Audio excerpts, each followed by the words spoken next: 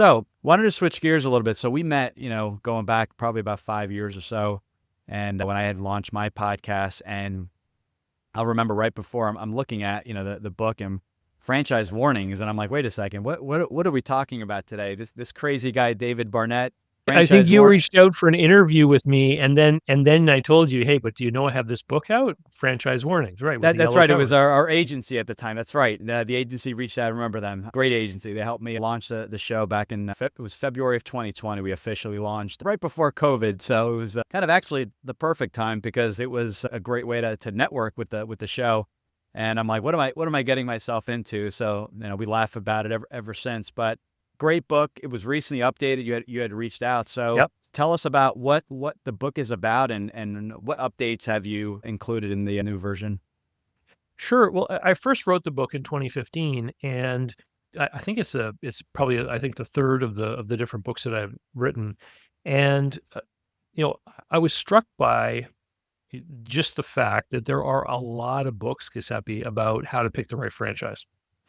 And I had, over the course of my career as a business broker and just in life in general, meeting other people doing business, I'd run into people who've had difficulties before in the world of franchising. Mhm. And I asked myself, where is the book talking about the other side of the coin? Because we've got all of these books about, how to pick a franchise or why you want to have a franchise and all these types of things. But who's telling people about what can go wrong and what kinds of conversations need to be had with franchisors and with other franchisees when you're exploring these opportunities? And so I thought maybe I can make some kind of quick download ebook kind of thing. Well, it quickly grew as I thought about the different situations I'd helped people through. All this times I helped people try to resell a Mhm. franchise and had franchisors do things that weren't really in the interest of the franchisee. And the stories just started to pile up. I, started writing and eventually ended up with a book. And so just like the title says, franchise warnings, I take people through what can go wrong with the franchise business model and what kinds of things need to be looked out for, what sort of conversations you need to have, because people that are in the promotional space for franchises, obviously tend to talk about what's great about a franchise. And they're not talking so much about what may go wrong for someone. So that's the whole purpose of the book.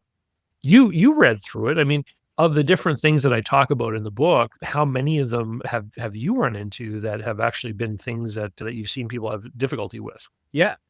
Well, it's amazing how what I feel is common sense. Yes, I'm a franchise coach and consultant, and I'm like, well, this should be kind of standard. But I've talked to people and over the years, and like, yeah, I bought a franchise. I don't know if it's for me. I lost money, and blah blah blah, and they kind of gave me the reasons. So I asked them, did you find it on your own? Yes.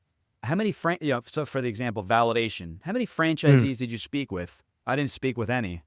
And I'm like, you didn't, the franchisor is putting, obviously, they're going to put their best foot forward, but also understanding this is a 5 to 20 year, typically 10 year, 5 to 20 year relationship. This is a marriage, but they didn't introduce you to any franchisees. You didn't ask to speak. No, I just decided, yeah, I'm going to make that decision and move forward.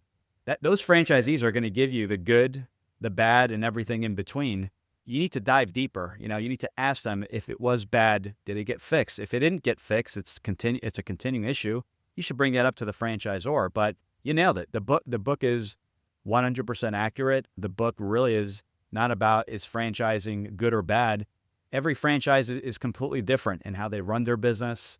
Some their sales cycle is much faster. Others will really have these things in place to help you do your due diligence. But yeah, it's very, very accurate. It's dead on. And when you're doing your due diligence, don't rush the process. And that's where I help also people is walking them through. Hey, we told you to do your validation call. Did you do them? And how many did you do? Well, I did one. Well, you may want to line up another 4 or 5. You want to talk to the new guys. You want to talk to the guys that were in business for 5 or 10 years and everyone else in between. I, So I think that point you just made is really important because people, if you talk to someone who's just been in the system for a year, they might be in a little bit of a honeymoon phase. right, But if you talk right. to somebody Mhm. who's been in the system for 5 years, for example, then you're gonna get a different perspective because maybe that person has had an opportunity to come up with some problems or difficulties that they've had to work through with the system. And so what they're going to share about their experience is gonna be a little bit different. One of the key warnings is understanding the true value you receive for your franchise fees. How can you compare a franchise opportunity to an independent business? And what was David's own surprising experience as a franchisee? We'll dive into the numbers next. Listen to episode 251 of the Franchise Freedom Podcast.